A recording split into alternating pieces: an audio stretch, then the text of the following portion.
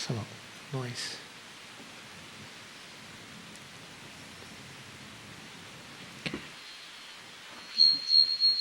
This one is giving some noise, I think.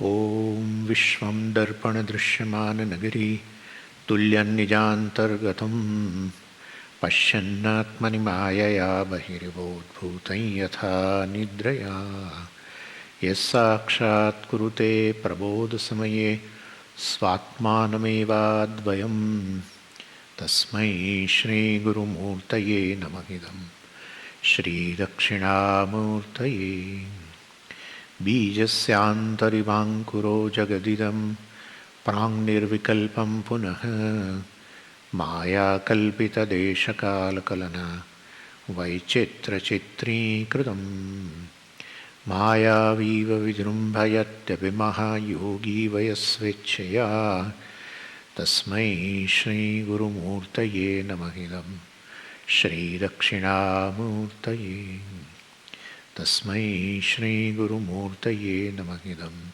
Shri Dakshinamurtaye Om Sahana Bhavatu Sahanau Bhunaktu Sahaviryam Karavavahai Tejasvinavadhitamastu ma vidvishavahai Om Shanti Shanti Shanti Sadashiva Samarambham Shankaracharya Mathyamam Asmadacharya Paryantam Bande Guru Paramparam Om Om Parthaya Pratibodhitam Bhagavata Narayanena Swayam Vyasena Kratitam Purana Munina Madhye Mahabharatam Advaita Mritavarshiniim Bhagavatim Ashtadashadhyayinim Ambatva Manusandadhami Bhagavad Gite Bhavadveshinim Yam Brahma Varunendra Rudra Marutaha Stunvanti Divyaistavai Vedai Sangapadakrammo Panishadai Gayanti Yam Samagaha Dhyanavasthitatan Gatena Manasa Pashyanti Yam Yoginaha Yasyantam na Vidussura Suraganaha Devaya Tasmai Namaha Devaya Tasmai. This 11th chapter we are seeing right now, and we are on verse number 19. But before going into that, I will just give a overall introduction. So first 8 verses are introductory verses in this 11th chapter, where Arjuna requests Lord to show a cosmic form. Because Bhagavan said in the 10th chapter end that I am ekamshena sthito jagat. With my 1/4 I am standing with this. I am the basis of the entire creation. And therefore he wanted to see the cosmic form. Then Bhagavan said that, well, it is not possible with these eyes which you have. So I am going to give you a divine power, Divya Chakshu, etc. so that you can see the cosmic form. And then Bhagavan gave this. And when Arjuna saw that form, definitely he was wonderstruck. So he could not speak. So Sanjaya started narrating this form from verse number 9 to 14. And that we saw, of course. Then Arjuna, of course, started description from 15th onwards up to verse 45. In between 3 verses, well, Bhagavan also said something. Between 31 to 34, on 31, Arjuna asked the question, who are you, etc. And then Bhagavan answered. Other than that, he described this cosmic form. And not only that, in this description, his mind undergoes a varieties of emotions. The first is this wonder. So that description of the cosmic form with the wonder by Arjuna is between verse 15 to 22. So that is there. And then 23rd to 38th verse. Then Arjuna also saw, being a cosmic form, of course, there is a lot of destruction also going on. So seeing that destruction, seeing Bhagavan as a time factor, Kala Tattva, Arjuna got frightened also. So the fear arises in his mind. And then, later, the description between 35th to 45th verse is Arjuna's surrender. Seeing this form, cosmic form, etc., he surrendered. And so this is how the description is. And regarding this cosmic form, at any time the creation basically is non-separate from the Lord. Lord is, of course, independent of the creation. Creation can never be independent of the Lord. So, though the creation is nothing but Ishvara, one doesn't see Ishvara because one has a limited perceptive power. So, sense organs have a limited capacity for perception and further limitations of not perceiving accurately also. Sometimes we perceive the things which are not there also. Or sometimes we perceive the things not in a complete manner, naturally. Like you are seeing me right now, but you are seeing my front part. You cannot see the back of this, myself. So even if, so with the sense organs, whatever you see is always going to be limited. Naturally, what you are seeing is within one room. Cannot see the entire creation. So even if our sense organs are not defective, what we see is always a part, not the complete thing. So then you cannot appreciate the whole with your sense organs. So here Arjuna has, of course, a chance to see the whole, minus himself, of course. He is a seer and he sees the cosmic form.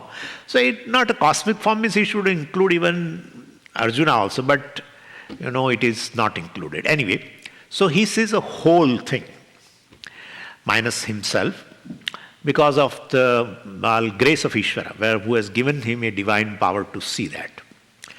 And seeing the cosmic form, he is even able to make a clear inference that the Krishna is the cause of the creation. The Ishvara is the cause of the creation.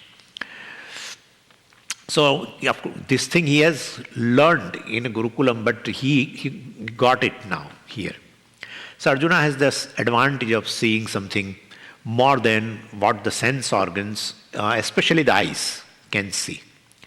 But only thing is, as I mentioned, that he has a fear. Seeing Ishvara, he has a fear.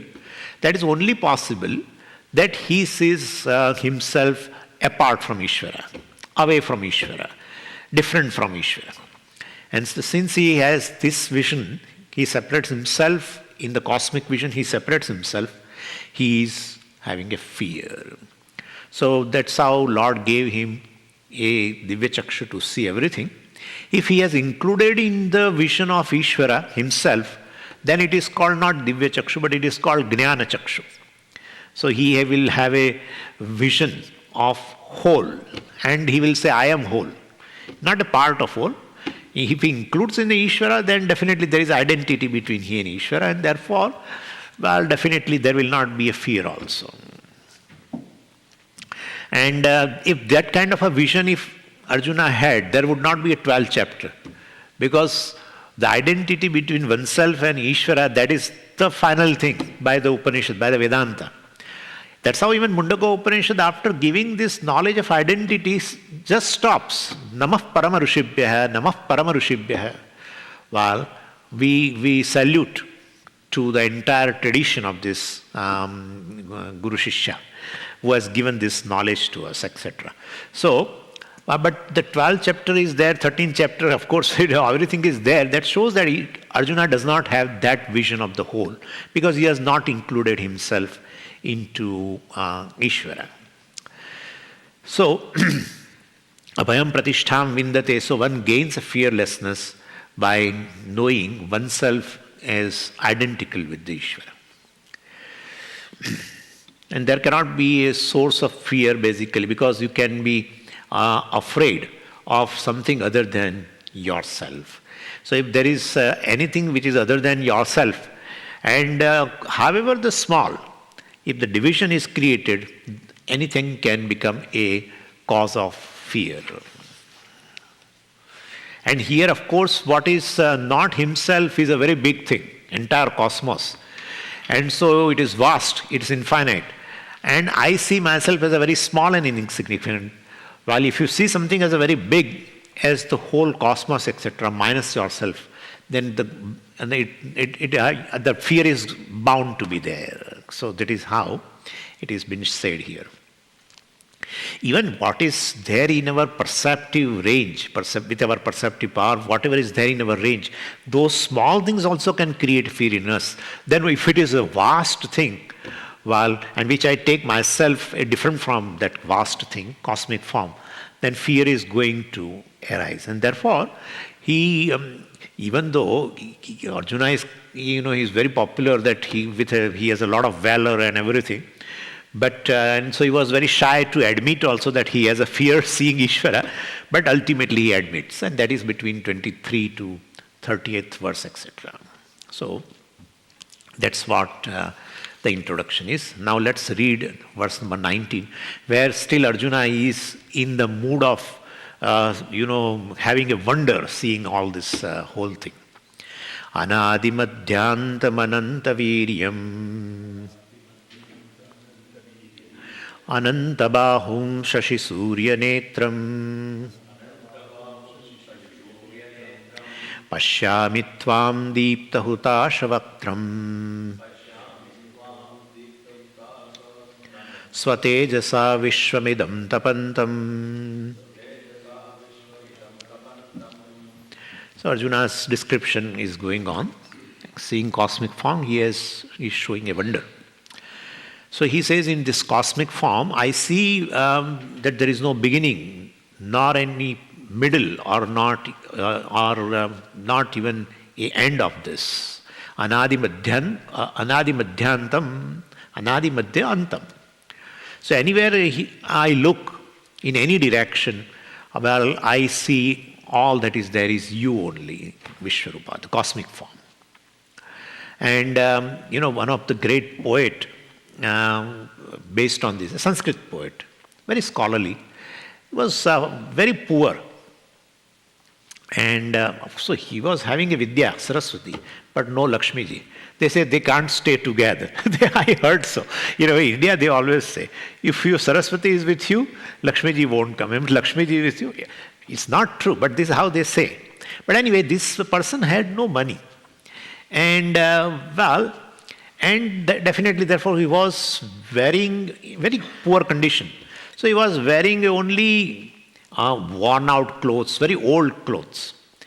So being poet, he describes his clothes comparing with the Ishvara. What he says, Adi Madhyantarahitam Dashahinam Puratanam Advitiyam Aham Vande Madvastram Sadrusham Harim. So, Adi Madhyantarahitam, so Aham Vande, I salute. Who is what? Who is comparable? Sadrusham, comparable. To what? Madvastram, who is comparable to my clothes. So my clothes is, so first is what? Ishvara is also Adi Madhyantarahitam. I am also Adi Madhyantarahitam. Means my clothes are also Adi Madhyantarahitam. Means definitely my being worn out, you can't find a beginning, end and middle part. So it's totally worn out cloth. Therefore, my cloth is also Adi Madhyantarahitam. Ishvara is also Adi Madhyantarahitam because he is all pervading. Therefore, you can't see that this is beginning, this is end. When you see beginning and end, it is always limited. And then definitely in between also you can determine. So this is one. Then Dashahinam. Dasha word has two meanings. One is a end of the cloth. And other meaning of the dasha is a condition, like a disease or a old age Or dasha, even in astrology also, Shani dasha, Rahu dasha, etc. is also a condition. So anyway, so here, dashahinam. My cloth is dashahinam means my cloth has no end because worn out, totally, old cloth. Everything is torn here. And Bhagavan is also dashahinam. Bhagavan is free from disease, old age. Bhagavan is free from Shani dasha, Rahu dasha, etc. So all these dashas are there for the people who have a prarabdha. Anyway, so dashahinam. So that way also my cloth and Ishvara is comparable. Then Puratanam, naturally, Puratanam means old, my cloth is old, and Ishvara is also Puratanam, means he is beginningless. So, that is there. Then Advitiyam. So, Advitiyam. Advitiyam means my cloth is such which has no match in the world. Everyone has a good cloth. My cloth is totally torn, it has no match at all. And Ishvara is also Advitiyam. How is Ishvara is Advitiyam? Ishvara has never become the second. Ishvara has never become the dual. That's called Advitiyam. He's always as a whole, always as a Brahman. And therefore, this is how he equated. Anyway, our Arjuna says Adi Madhyanta Rahitam. He is free. I don't see Adi Madhyanta, Anadi Madhyanta Manantam, etc., etc. Well, so he doesn't have Adi, he doesn't have a middle, he doesn't have an end. Not only that, well, Arjuna says, I have heard Ishvara is almighty, and I could see here, Ananta Viryam, Viryam means basically Ananta Viryam. I could see the power in this cosmic form which has no limit. Therefore, you are almighty, which I heard, it is being proved now. Ananta Viryam. And then Ananta Bahum. So, Ananta Bahum.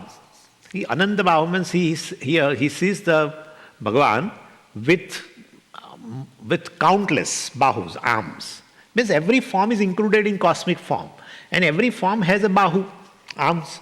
That is all there in the cosmic form, and therefore countless. You are the one with a countless bahus, countless arms. And then Shashi Surya Netram, well, you are the one with two eyes in this cosmic form, that is sun and moon. It's a part of a classical description for the visualization and meditation upon a cosmic form. If you see any stotra, if you read even Vishnu Sahasranama, etc., there are dhyana shlokas. And dhyana shlokas either the description in a particular one form, like Chaturbhuja, etc., or it would be a description in a cosmic form. You find both the kinds of a dhyana shloka, which is generally you should recite before you chant the stotra, so that in your visualization already Ishvara is there. So you can sing the glory through stotra. So this is a very classical description where in a cosmic form, sun and moon are said to be the eyes of that form, Ishvara. The space is the body, heaven is the head, and the bladder is this ocean, and all these plants and everything they are the hair and on the head and on the body, etc., etc.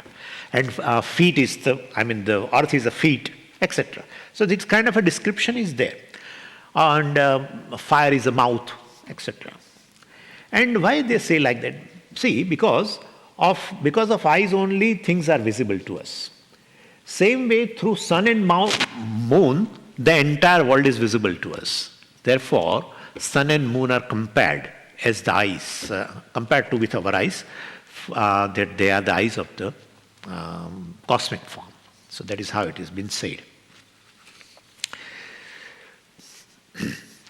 Then Deepta Hutasha Vaktram Pashyami Tvam, I am seeing you, Deepta Hutasha Vaktram. Hutasha, so Hutam Ashnati. Hutam. Hutam means which is offered. Ashnati, eats. So Hutasham, basically one who eats what is offered to him. And that is what? Fire. Fire is the one in which you offer, and that is big, especially in rituals. So that is where in the fire you offer something and that is being eaten. It has been taken away. So he eats whatever you offer. It all becomes bhasma anyway. And so Deepta Hutashavaktam. Deepta means very well lighted, blazing fire. So I see the very blazing fire as your mouth. It's this comparison also, like the ice, this comparison also proper. There are two reasons why the fire is called the mouth of cosmic form. See, what happens is, if you put a food in your mouth, it disappears. Means it goes. No food remain in mouth. It may go into stomach, that's another thing. But whatever you offer in the mouth disappears. Whatever you offer in the fire disappears. And therefore, fire is the mouth of Lord. That's how it says. Second thing is, fire is a presiding deity of speech. And so, fire becomes a mouth of the Lord. Because fire is a presiding deity for the speech, which occurs in a mouth. And therefore, fire becomes the mouth of the Lord. So here it is said, Deepta Hutashavaktam, huge, huge fire, conflagration kind of a thing. And so Deepta Hutashavaktam, earlier the description has already come that, when the form was, seen by Arjuna and Sanjaya both, Sanjaya described that as though the thousands of sun has arisen in the horizon simultaneously. And what a kind of a brilliance will be there, that brilliance.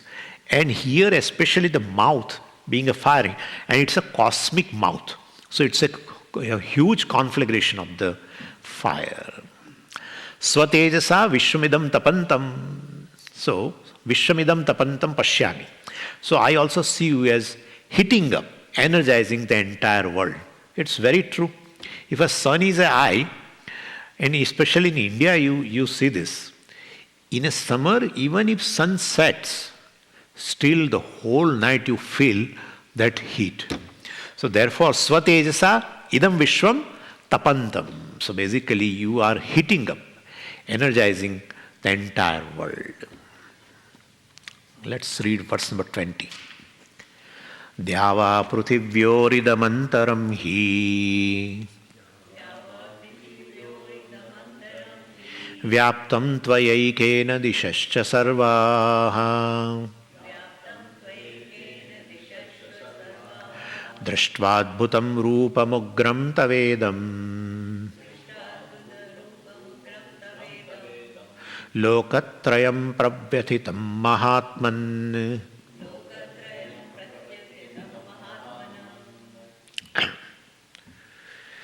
So Arjuna says this cosmic form in which Krishna pervades, the Ishvara pervades even entire space.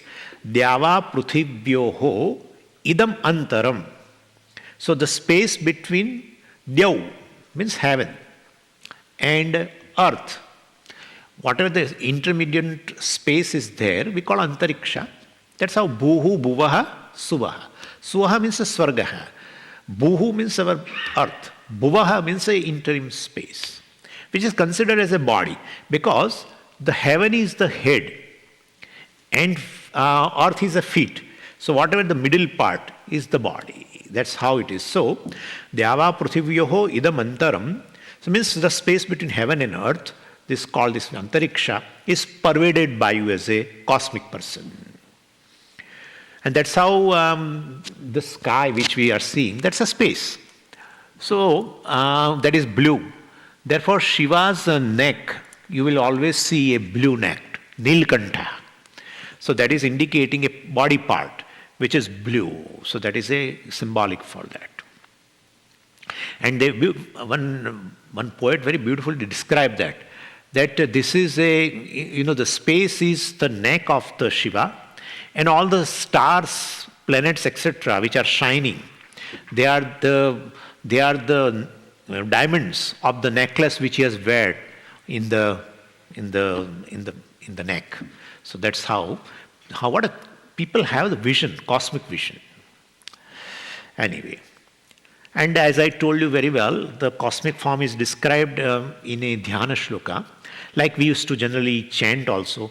Bhuvpadau yasya nabhihi viyat asuranilash chandra suryau cha netre karnavasa shirodyauhu mukhamapi dahano yasya vasteya mabdhihi. So bhuhu padau, the earth is the feet. Yasya nabhihi viyat. Nabhihi means the middle part. Middle part is viyat, the interim space. Asuhu anilaha. Anilaha means the vayu, air. That is the prana of the cosmic form. That's the prana of the Ishvara. And Chandra Suryaucha Netre.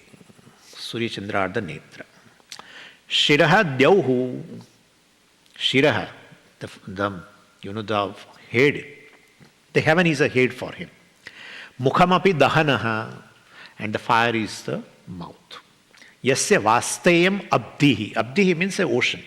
Ocean is a Vastayam. Vastayam means a bladder, etc. So this is how the description is. So then further it says, Arjuna says, Dishascha Sarvaha. Dishascha Sarvaha. All these directions, all 10 directions are you. Means all 4 directions and all intermediary direction also, northeast and southwest and all this, all intermediary directions and up and down. So all 10 directions. In all directions I am seeing you only because cosmic form. So anywhere I look, I find your form only. So whole Jagat is Ishvara. So because naturally everything is going to be included here. And then he addresses Bhagavan as a Mahatman. Mahatman, that's an address. And Prathama Vibhakti is a Mahatma. Mahan Atma Yasya Sah Mahatma.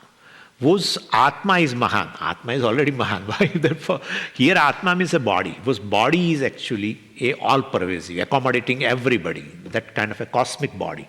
And therefore he is addressed as a Mahatman. Then further he describes Adbhutam. This form is what? Adbhutam, wondrous. I have never seen before. But Ugram, see now. So on one side he says it is wonderful. On the other side it is say Ugram, frightening. So he, now from the wonder, slowly another emotion has started arising in him. And that is a fear. So he says this is Ugram. Adbhutam indicates a wonder. That's an expression of his emotion, Arjuna's mind. And then Ugram, frightening. So now he has a mixed emotions now. Anyway. And Lokatrayam Pravyathitam Drashtva. Seeing this form, all these 3 worlds are shaken. Lokatrayam Pravyathitam. He says they all are shaken. All 3 worlds are shaken. All the jivas are shaken of seeing this form. Actually, he himself is frightened. Because form is so overwhelming, and seeing that, well, definitely, anybody who sees the form would be shaken up. And how can cosmic form be, well, definitely frightening? Only one way, and that you say you are separate from that vast. That's it. You are different from the vast. Then this vast, huge thing becomes a source of fear for you. So therefore, this is Arjuna's problem, that he has not included himself in the form. Then the problem of fear will be there. If he has included, there would not be a problem. If you are everything, you do not have a source of fear. That's how we have Dvaitati Bhayam Bhavati. Abhayam Pratishtham Vindate, etc. Their description is the one who has this vision of the whole, identity between oneself and Ishvara. Then there is Ishvara doesn't remain as a source of fear. So since he has a fear, he takes himself to be different from Ishvara.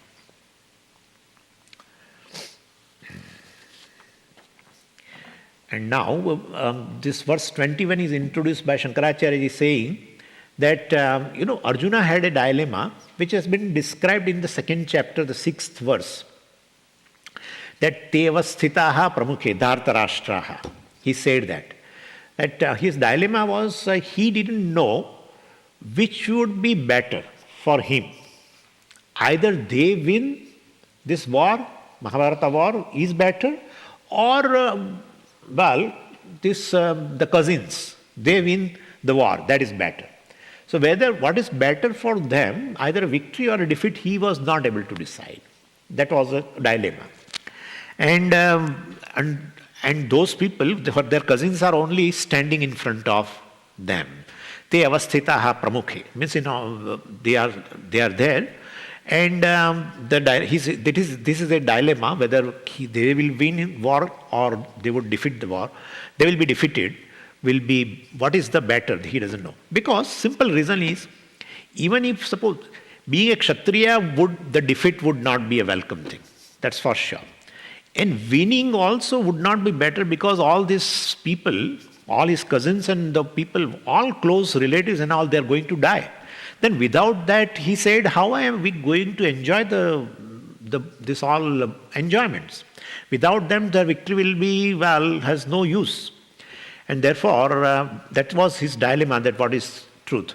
Here Bhagavan presented certain features in his cosmic form for Arjuna to infer clearly, should not have a dilemma at all, that you are going to win. A decisive victory, definitely for the Pandavas clan, Bhagavan is going to show here. Being a cosmic form, the past and future and present, everything will be there. So even the war has not started, we know very well. Yet the fate of the war, which is the victory for the Pandavas, and all these people will be killed, is shown to Arjuna in order to clear that dilemma for him. But Arjuna has a dilemma. Arjuna has a fear and of course a sorrow also, because he thinks all of these relatives, they belong to me, and therefore definitely because of ahankara, mamakara only, he had that issue. But anyway, Bhagavan clearly shows now. So Arjuna says further in verse 21, he describes this form. Amihi tvam surasangha vishanti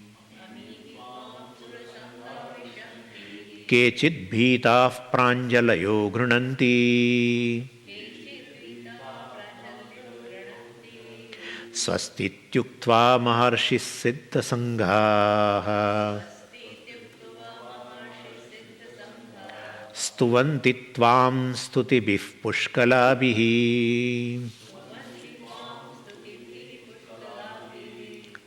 So, amihi tvam surasangha vishanti. Ami surasangaha tvam vishanti. So, all these sangaha, groups of surasangaha. Sura means devatas. So, this group of devatas, good people, like Vasus and Adityas and all. There are principal devatas and then there are subordinate devatas and like that. They are there, depending upon the punyas, etc. In devatas also, there is a taratamya, etc. Of course, Indra has, and other devatas. There also there is a taratamya. One is a boss of the Indra. But even in groups of devatas also, there are different groups. So, anyway, so the devatas like this Vasus, Adityas, etc. And it is said in Bhagavatam that when Bhagavan, takes avatara, these devatas also come down. And they definitely also, in a human form, they are also there to help to help in the work of Ishvara, because yada yada hi dharmasya glanihi bhavati, etc. So Bhagavan is taking avatara ultimately for establishing a harmony in the creation, so that it will run smoothly. Means dharma. But in that work, these devatas also come and help. That's how they say in Bhagavatam, these gopis and these gopas, etc., are nothing but they are all the devatas in human form. Anyway, so these good people, etc., we are nothing but these devatas. They are also entering, tvam vishanti. They are also, I see, they are entering into you. And they say, there is a lot of burden on the earth. So in order to remove the burden, Bhagavan takes. But what is the burden? Somebody says, there is a lot of population, that is the burden. So it's not fair to say, but they say the war, etc., are good, in which, at least, or certain natural phenomena are there where, the population, like, some earthquake and this thing happens and a lot of people die. So people who are not sensitive, they say like this, that anyway a lot of population is there and therefore burden on the earth. So it will be clear. No, that's not correct. The burden is really in terms of adharma. How can you say that it's a burden? When you do something wrong, your definitely heart becomes heavy. That's for sure. So therefore, burden is definitely in terms of adharma. So in order to remove the burden, Bhagavan takes avatara. That is in order to remove this dharmasya glani, a decline in a dharma, decline in a right living, decline in a life which is in harmony with the others. When that declines, then Bhagavan, and definitely adharma definitely increases, the wrong living, etc., automatically increases. Then that will create a disharmony in the creation. And therefore Bhagavan wants to take care of that. For that purpose only, he comes down. Company of any number of good people will always, you never feel a burden, disturbance, etc. But if that's how, when one problematic person is there in the group, whole group will be disturbed. One person. Even in all fruits which are there, so many mangoes are there, and you are really enjoying the mango, one after the other. But you have eaten one mango, and you are eating now a second one. But you didn't check properly, which is quite bad, and you eat it. While the first mango which you have eaten is going to give you health, but this second mango which you have eaten with this, maybe any kind of a insect or anything will be there. If you eat, it will spoil the health. Not that the health will be, encountered by, ill health will be encountered by the health. No. So one is enough. One is enough to spoil. Therefore, even the majority, you see most of the other living beings, they live in harmony.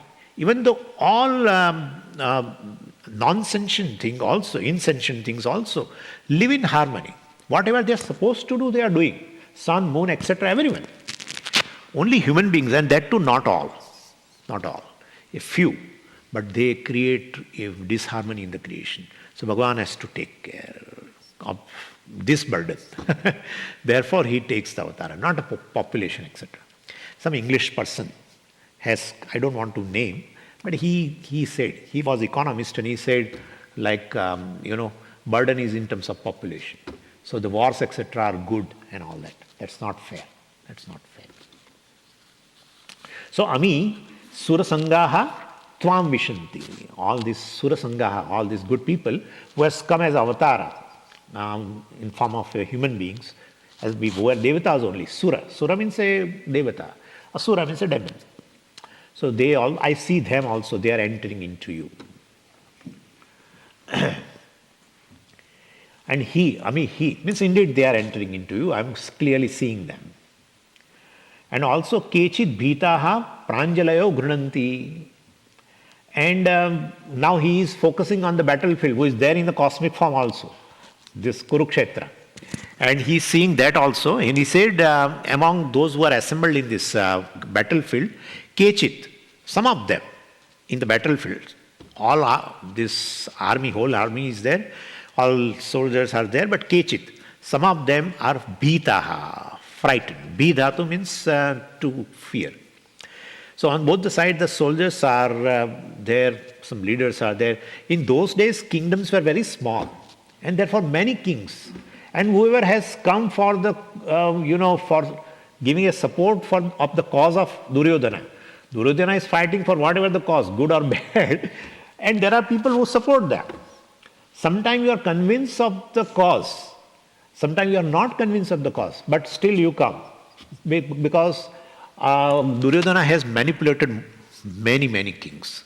He has manipulated even Bhishma, manipulated Karna, manipulated even Drona also. All. And therefore, for them also they are there. Now kechit bhitaha. So when before the war they were asked that we have to fight. Duryodhana says, yes, we have to fight. We will challenge them, etc., etc. And we will take care of them. We don't give any land to them, etc. But when you come to the ground, it's reality, when you see the reality, battlefield, then a fear arises. Definitely it arises. So the boldness, to create fear in others it is out of, when you are not in the battle then. Once you enter into the battle, you yourself get frightened, seeing whole setup. That's how they always say all problems arise only in a time. In challenging situations only, problem arises. Before that, no. Like we had an experience that before speaking in public, there is no fear. But as we come here, sit, and the fright arises. So that's how it is. Anyway. So Kechit Bhitaha, these frightened warriors, well, Pranjalayaha Grunanti. They are standing in the battlefield with their hands folded and praying to the Lord with whatever the prayer they have learned in the childhood. So when they were young, whatever the prayers were there, like so our parents have always taught us, whenever you feel fear, if we are not around, don't worry, start Hanuman Chalisa chanting. So like that. So in a battlefield now, they are all fearful. They all now have started chanting this. They are also bhaktas. When you connect to Ishvara through the prayer, you are Artha Bhakta, because now the difficulty is there. Artha means in a difficult situation you remember Lord. So they are all now Artha Bhaktas basically. Grunanti means they salute, they salute you through their prayer. Anyway. And Shankaracharya ji adds, well, there are others who are so frightened that they are even not even capable of running away. No one can run away. If Arjuna will come to know, Duryodhana will come to know, then definitely he will kill them. They cannot run away. So they are also frantically appealing to the Bhagavan inside, being on that side also. And then further, Swasti iti uktva maharshi siddha sangaha stuvanti pushkalabihi. Stutibihi pushkalabihi stutibihi stuvanti. Swasti iti uktva maharshi siddha sangaha. Sangaha, groups. Maharshi siddhas. Maharshi means also sages. Siddha also means sages. But Maharshis, well, basically, they are enlightened people. They know who is the Lord, really speaking. They know. And the siddhas are one.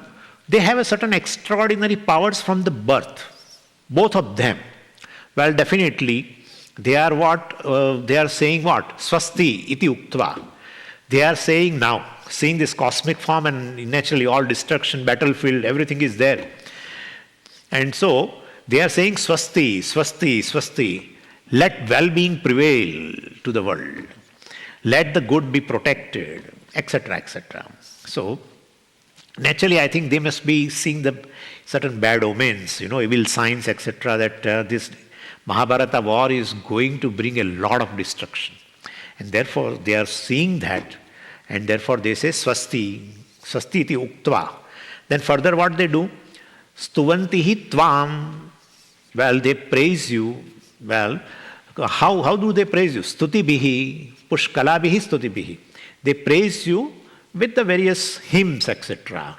Pushkalabihi stutibihi means they praise you with the hymns which is full of meaning, etc. Such pushkala means a complete, means they praise you in a complete manner. But here it's better that pushkalabihi stutibihi means they praise you with a hymns which is full in meaning, etc. And so there are others who are also able to see this cosmic form, other than Sanjaya and Arjuna. And they, Arjuna says, they are seeing you also. And they, well, they seeing you in this cosmic form, well, what do they do? So that is said in verse number 22. Rudraditya vasavo yecha sadhyaha Vishveshvinau marutaschoshmapascha Gandharva yaksha sura siddha sangha Vikshante tvam vismitaschaiva sarve. So Rudraha, Adityaha, Vasavaha, etc. Vismitaha. So as I told you, well, Devatas 33 crores, etc. Whatever, maybe more than that. All principles, intelligent principle which govern the creation, all laws, that are all Devatas. Any intelligent principle involve a conscious being. And therefore, even the sun, manifestation of sun is a very intelligent principle. Therefore, Surya Devata, the Vayu, everything, Prithvi, all are very intelligently functioning. Therefore, a knowledge is involved. Where knowledge is, consciousness is. And therefore, the same consciousness, Brahman, with respect to this Prithvi, we call Devata. So there are 33 crores, maybe more than that, nothing to worry about. So in that there are principal Devatas which are generally invoked in a rituals. They have a special right to receive oblations. And they are Rudras, Adityas and Vasus. So all the Devatas, this Rudra, Aditya, Vasavaha, and Yecha Sadhyaha. And also Sadhyaha, they are also, one particular type of Devata, well, they are also looking at this cosmos, cosmic person as such, well, along with the Arjuna, and they are Vismitaha, they are all wonderstruck. And who are further, they are seeing Vishve. Vishve means Vishve Devaha. Vishve Devaha, they are countless Devas. And Ashwinau, two Ashwini Kumaras, they are presiding deities for the years, etc. They are also seeing that. And then Ushmapascha. Ushmapaha, they are the Devatas from Pitru Lokas, Pitrus basically. All of them are seeing you and they are astonished. Vikshante Tvam. Tvam Vikshante means they are seeing you. Vismitaha eva. So they are astonished. And further, Gandharva, Yaksha, Asura, Siddha, Sangaha. They are also seeing. Gandharvas, they are celestial musicians, Gandharvas. And then Yaksha, they are the presiding deity of the wealth. Kubera is their head. So Yakshas. And then Asura. Asura is also seeing, but particular Asura, who is in the lineage of a Prahlada.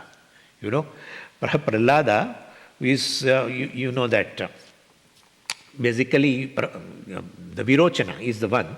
Prahlada, of course, had seen Ishvara, but Virochana, who is a son of a Prahlada and who is a father of our Bali Raja, the Mahabali. Well, all this, even though they are Asura, demons as such, but even Bali Raja also was, that story I think very well. Mahabali we call. He was even though he was a demon, but he lived his life with righteousness. And he was a very, very, very generous, immensely generous. And he had a devotion for Lord Vishnu, even though he is a demon. And he was so powerful, he conquered all three worlds. And so naturally he won even Swarga also, and therefore Devatas have to vacate their place, won by Bali Raja.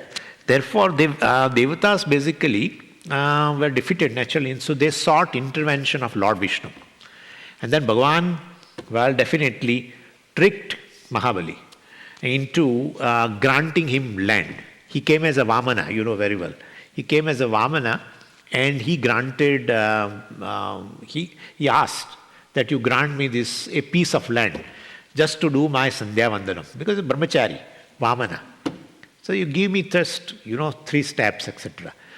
Bali Raja said, you take, I have a lot of, all 3 worlds belong to me, you take some more. No, just this is enough. And in these 3 steps, he has measured all the 3 worlds. And therefore then Bali Raja he was sent to, underworld, not that underworld, but this Adholoka, etc. So he was sent there. Anyway, so such a person who gave away everything.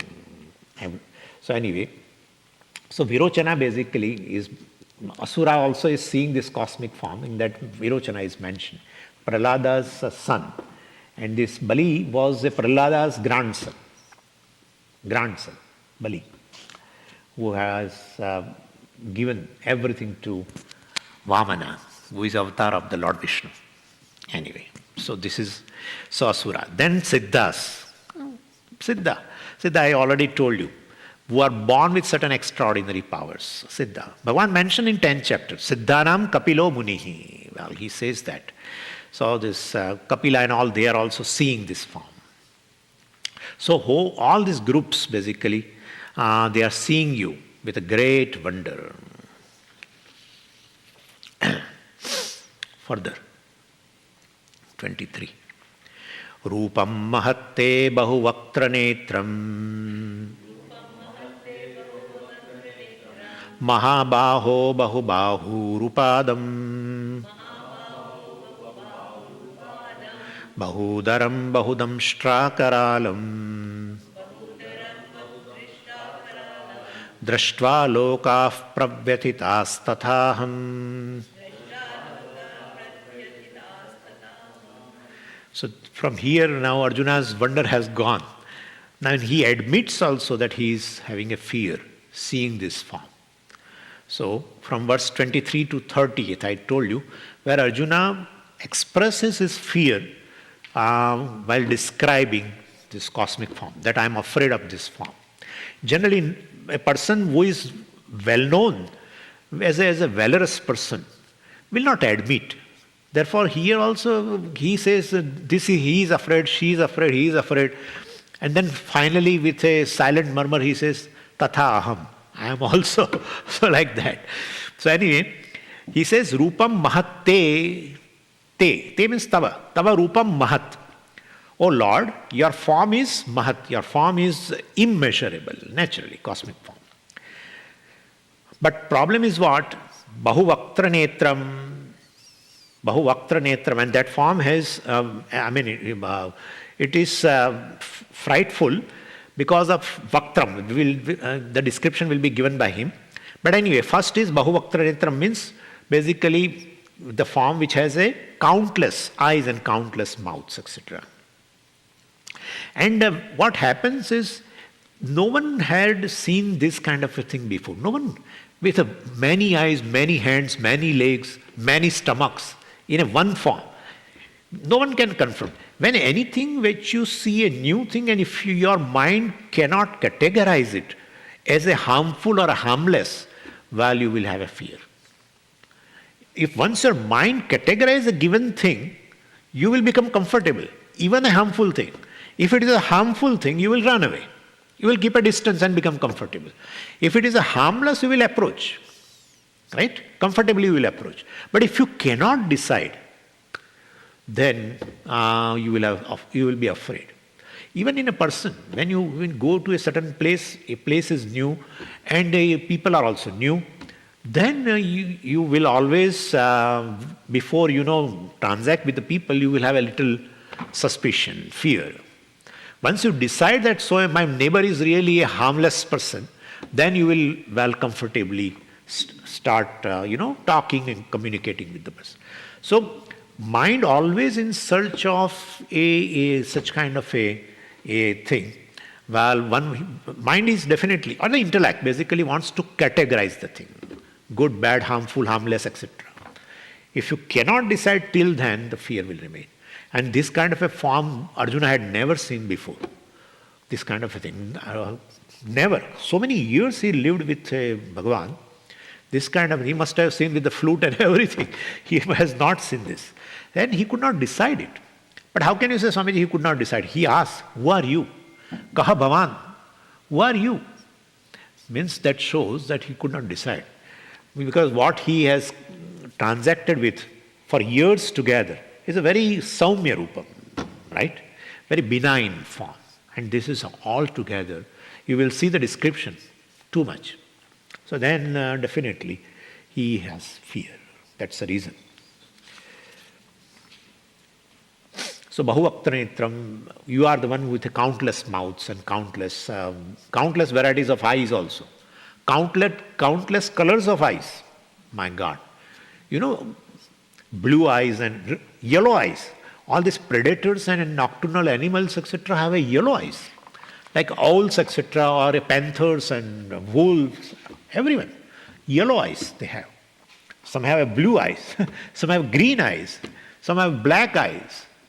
So you see with a form with a countless eyes and with all these colors and countless mouths. And he is going to say all the mouths are open. That becomes very dangerous. Mouths are open.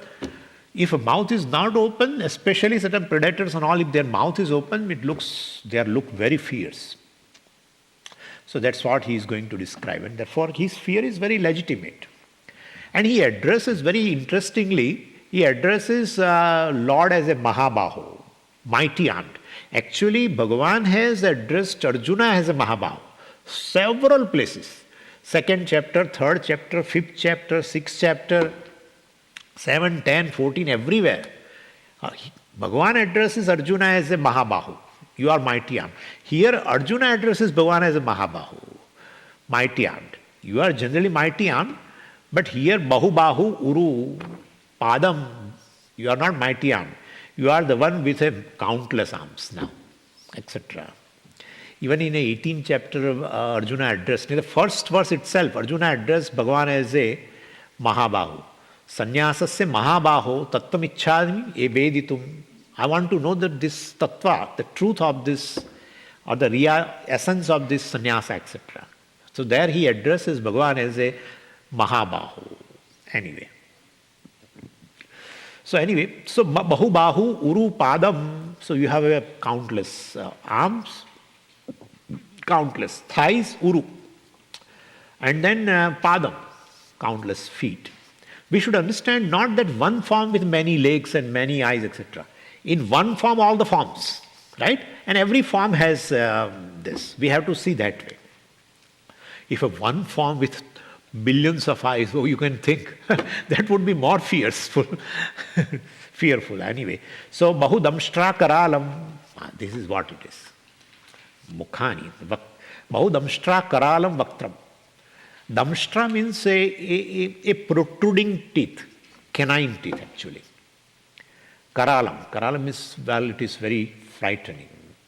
So basically he sees many canine teeth actually projecting from this gaping mouth of cosmic form. Bahudamshtra Karalam. Generally all mammals have these canines. Mammals have canines, even we have canines. Canine, the usage of the canine teeth is basically, for biting, for gripping, or for tearing apart, etc. Sometimes certain canine teeth in animals are as a weapon for defense. Yeah. And certain animals have a canine teeth for holding that prey also. All this. But everyone has mammals especially have this canine teeth. In that, these carnivores have a large canine because they have to tear apart the prey, right? And unlike us, we use knife and everything, but they have to tear apart. So you must have seen even tigers. Even sharks have a half the body teeth, white sharks. Half the body is stomach, half the body is teeth only. So all these canine teeth anyway. So this is called damshtra, canine teeth. And so your mouth is open and you see canine teeth, countless, all mouths open and with all these canine teeth. How does it look, that cosmic form? Arjuna is able to describe that itself is a wonder to me, okay? Nobody would be able to describe also. One would definitely become unconscious seeing all these things. But anyway. So, and you must have seen even the description of a Rakshasa as with a protruding two teeth, canine teeth, etc. Anyway. And therefore, Arjuna's heart seeing this was very fearful. Bahu Udaram, there are many stomachs. Means you are the one with many stomachs. Every belly, of course, in this, of all the jiva, every belly is his belly. That's what we mean, Bahu Udaram. And drashtva lokaha pravyathitaha tatha aham. Drashtva, seeing this, lokaha pravyathitaha. People of the world, they are frightened. Why? You don't talk about us. You don't talk about others. What about you? Tatha aham. Well, like others are frightened, I am also frightened. Say directly, I am frightened, but no, he will shy away. He will shy away. All, if you, what happens? Well, I will talk to you a little later because time is up. And so, drashtra lokaha pravyatitaha tathaham. We'll have a break of half an hour and then we'll meet, we'll discuss further. Om Purnamadav Purnamidam Purnat Purnamudachyate Purnasya Purnamadaya Purnamevavashishyate. Om Shanti Shanti Shanti. Harihi Om Shri Gurubhyo Namaha. Harihi Om.